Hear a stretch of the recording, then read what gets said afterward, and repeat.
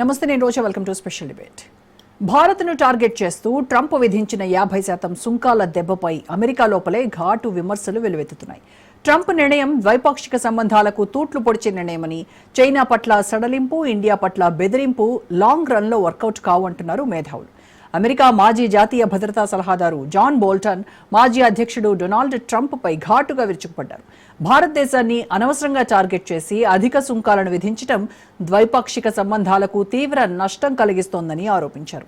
Trump ప్రభుత్వం ఇటీవల భారతదేశంపై విధించిన మొత్తం 50% సుంకాల్లో రష్యన్ చమురు కొనుగోలుపై 25% జరిమానా కూడా ఉండటం బోల్టన్ ఆగ్రహానికి కారణమైంది. భారతదేశం రష్యన్ చమురును పెద్ద మొత్తంలో కొనుగోలు చేసి లాభాల కోసం ఓపెన్ మార్కెట్లో తిరిగి అమ్ముతోందంటూ ట్రంప్ ఆరోపణలు అర్ధరహితమని ఆయన మండిపడ్డారు. యుక్రెయిన్లో రష్యా ఎంతమందిని చంపుతుందన్నది ఇండియాకు పట్టడం లేదని ట్రంప్ దుయ్యబట్టాడు. కానీ చైనా కూడా రష్యా చమురును దిగుమతి చేసుకుంటున్న ఆ దేశంపై మాత్రం ఇలాంటి సుంకాలు, ద్వితీయ ఆంక్షలు మాత్రం విధించలేదని తాజాగా బోల్టన్ గుర్తు చేశారు. యుక్రెయిన్ కాల్పుల విరమణ ప్రయత్నంలో నష్టపోయిన ఏకైక దేశం భారత్ మాత్రమేనని ఆయన వ్యాఖ్యానించారు. ఏప్రిల్లో చైనాతో సుంకాల యుద్ధంలో 145% వరకు రేట్లు విధించినా తుఫాన్ను నియంత్రించగా భారత్ మాత్రం ట్రంప్ దెబ్బకు కుదేలవుతుందని చెప్పాడు.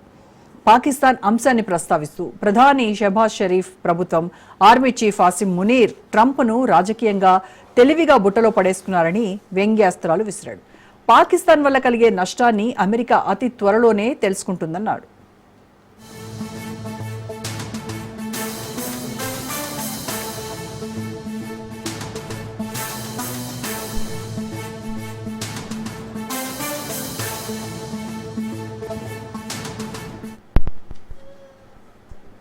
ప్రధాని మోడీ ట్రంప్ను 2 సార్లు నోబెల్ శాంతి బహుమతికి నామినేట్ చేస్తే సమస్యలన్నింటికీ పరిష్కారాలు లభిస్తాయంటూ సెటైర్లు వేశాడు. జూన్లో భారత్ పాక్ తాజా వివాదంలో జోక్యం చేసుకోవడం ద్వారా 2026 నోబెల్ శాంతి బహుమతికి ట్రంప్ను అధికారికంగా సిఫారసు చేస్తున్నామని పాక్ ప్రకటించింది. రష్యా అధ్యక్షుడు వ్లాదిమిర్ పుతిన్తో అలస్కాలో జరగబోయే సమావేశంపై మీడియా విమర్శలను ఎదుర్కొన్నారు. ఈ చర్చను పుతిన్కు గొప్ప విజయంగా అభివర్ణించిన బోల్టన్ను ఆయన మూగవాడని పిలిచాడు. సుంకాల ప్రభావాన్ని సరిచేయడానికి ఎక్కువ సమయం పడుతుందని బోల్టన్ హెచ్చరించాడు. వైట్ హౌస్ ఈ స్థాయిలో తప్పు చేస్తే విశ్వాసాన్ని పునరుద్ధరించడానికి ఏళ్లు పడతాయన్నారు. మరోవైపు అలస్కాలో జరిగే చర్చల విషయంలో ముందుగానే ట్రంప్ రష్యా అధ్యక్షుడు పుతిన్కు వార్నింగ్ ఇచ్చాడు. తాము చెప్పినట్టుగా నడుచుకోకపోతే ఇక అంతే సంగతులు అంటూ వార్నింగ్ ఇచ్చాడు.